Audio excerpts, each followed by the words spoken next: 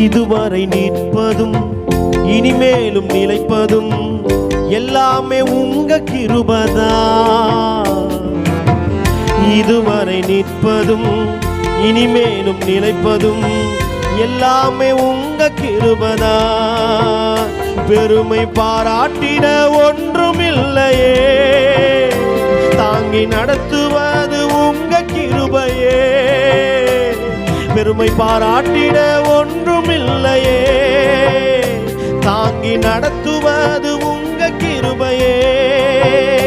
நன்றி சொல்லி துதிப்பாடி மனதார தொழுகிறேன். நீங்க இல்லாம வாழ முடியாதையா, உங்க கிருபை இல்லாம வாழ தெரியாதையா.